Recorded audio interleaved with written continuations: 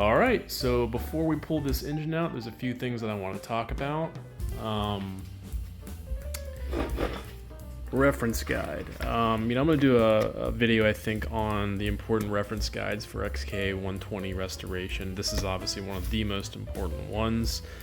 This is the Jaguar Mark 7 and XK120 service manual. I think this is a later printing because it does mention some XK150 stuff in the back. So, I picked this up for $20 on eBay. It's an absolute must-have.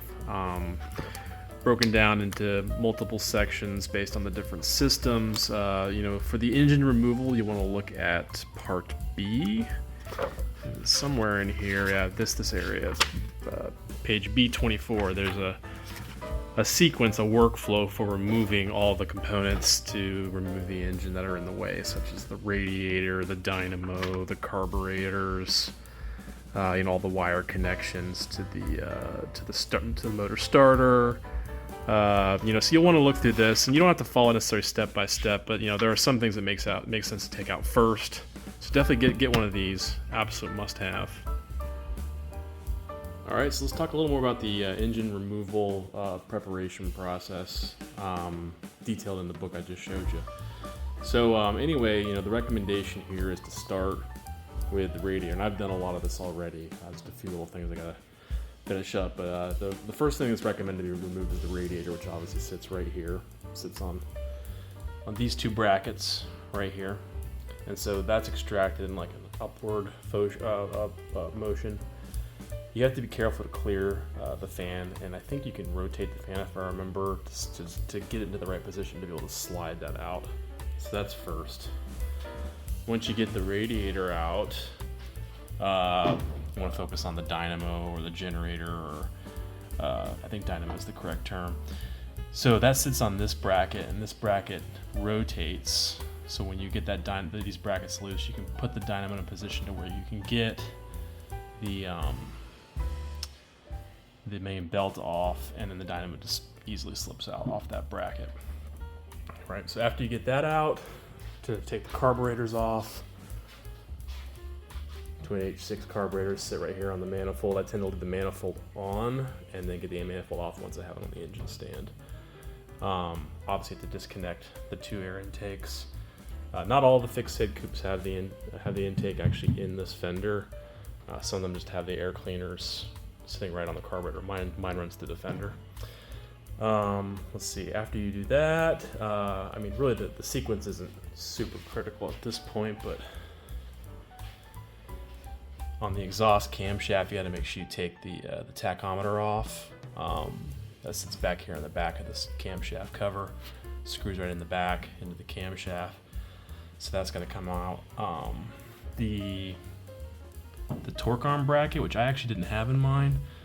So basically what this does is it secures the transmission to the chassis so that, when you're revving or accelerating, that motion isn't too disruptive on the engine, so it secures it to the chassis. So you must make sure you disconnect that. It's really important. Let's see here, the throttle linkage, which runs from the pedal, which sits down there, comes out of that hole right there, and comes up and then over the back here, and then connects obviously with the carburetors right there. What else? Obviously the heater valve, you gotta make sure you disconnect that connection as well, which runs from the radiator. Down here, the starter motor, you gotta make sure that the starter motor positive lead and positive ground actually, and the main lead is disconnected. That positive ground connects onto the chassis, that blue wire down there. So that's got to come out. The oil meter, oil pressure gauge, that sits right here on top of the housing for the cleaner. Gotta make sure you disconnect that. Obviously, the ignition wire is coming off of the spark plugs in the head. That's got to come out as well.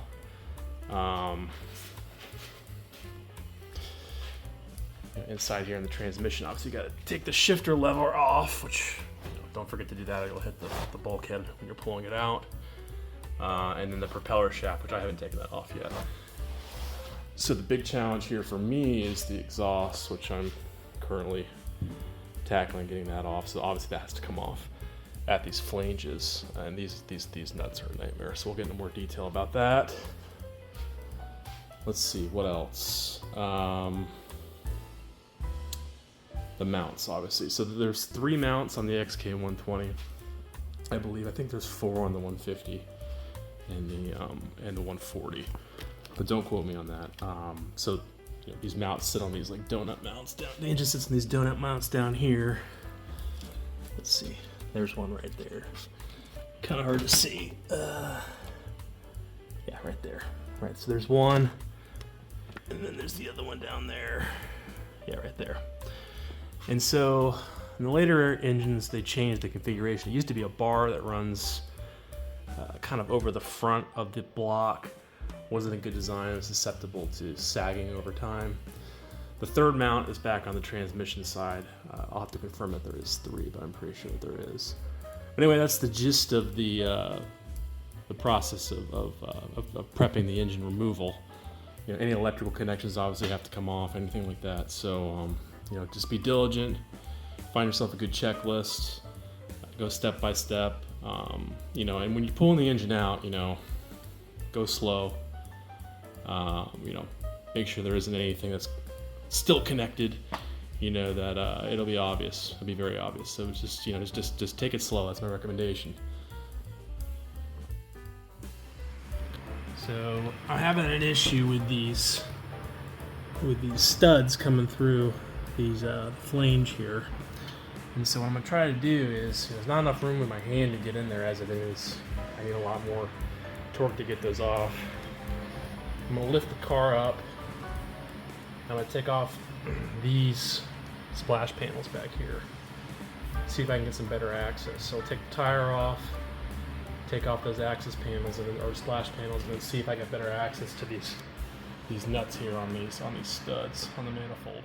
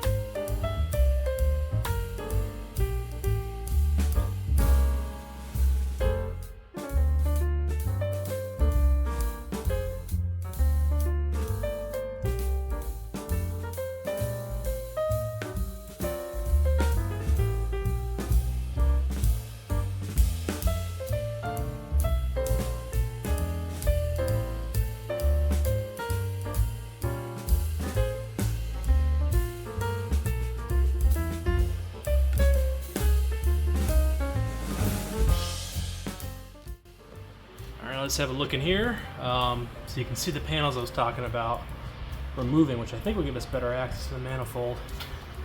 These are held in place by these nuts right here. So hopefully that should be easy to take off. Looks like it is. And that should give us some better access overall. That was a lot more work than I thought it was going to be. Alright, so mission accomplished on getting this, I don't know what to call it, splash panel out. On the driver's side, you can see there's a little recess here for the steering column. These guys here, 3/16 inch Whitworth. Just be aware of that. You'll need 2 wrenches. I actually got to use my snail wrench from my toolkit because I only had one modern Whitworth wrench, so that ended up being useful. So looky here, got a pretty clear view now of those nuts that are seized into place on the exhaust manifolds. So hopefully I can get a wrench in there and work those off. If not, I've got some heat that I can apply that will help us get these off. So anyway, that's the plan moving forward here.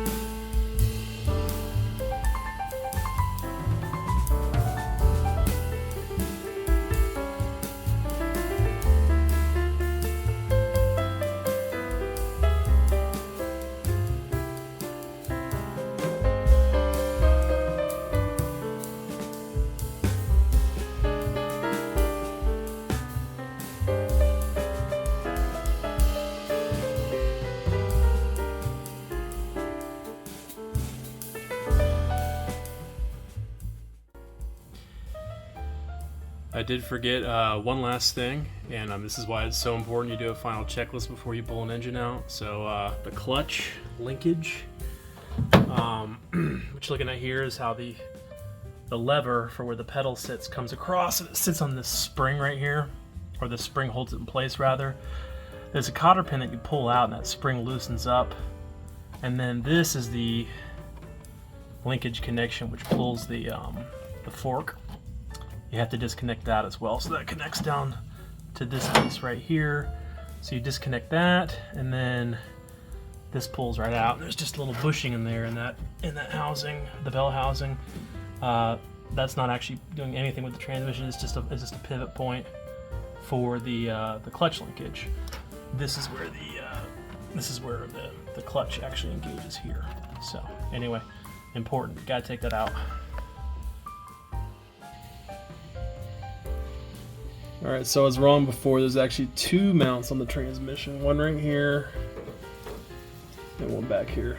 So we got the speedometer cable right here, and I'm having trouble getting that off, so I just have it loose back here, so it'll just come out with the engine when we pull it off.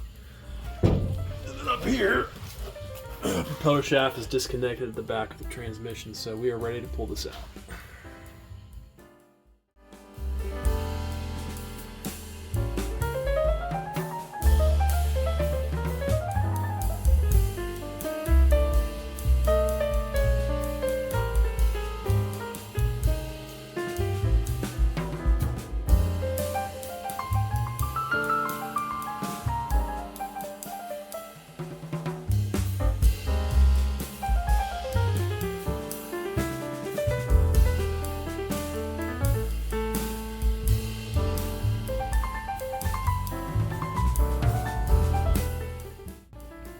We'll talk a little bit about the hoist and the engine stand. The hoist that I have is a 2.5 ton hoist. Sorry, 2 ton hoist. Good for 4,000 pounds. You can get a hoist at Harbor Freight for a pretty reasonable price. And then also the engine stand that I have is good for 1 ton. That's more than enough for an XK engine, which weighs about, I think, 800 pounds. With the transmission. Somebody correct me if I'm wrong on that. So you want to make sure your equipment is rated properly for the lift and the mount. But something I'm going to try that's a little different is this Oberg tilt lift. I've heard great things about this.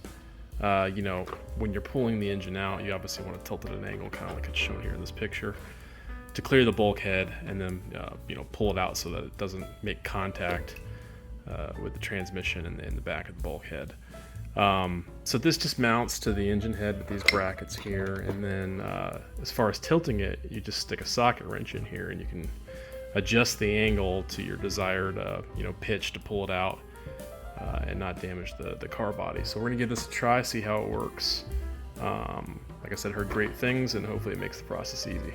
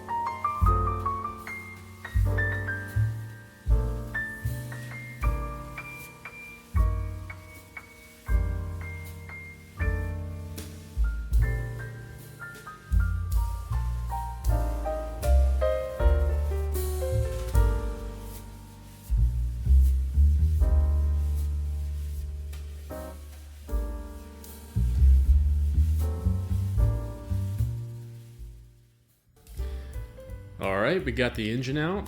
Just a couple things to note here. There's a grounding strap on the back of on this transmission bell housing that actually sits in the back of this bulkhead here. We forgot to take that out, but noticed it before we pulled it. So make sure you undo that. I think that's common to all 120s. Just some general comments on how we got it out. So obviously you disconnected the mounts here. There's one there, and then there's two back on the transmission. So we lifted it up first, and then we had to put a jack underneath the transmission to get it off those mounts. And we came forward as far as we could. Obviously you're contending with the sides here and the front. And then once we got as far forward as we could, we tilted it back, then came forward with it as far as we can, then up, then leveled it out, then pulled it out. So overall, I really like this Oberg system. Worked really well. You got to have something like this to tilt the engine, I think, to get it in and out of long assemblies like this. Out of engines are kind of difficult to get out, so it helps to be able to tilt it. Next, take the transmission off and take the head off and start the rebuild. So that's pretty much it.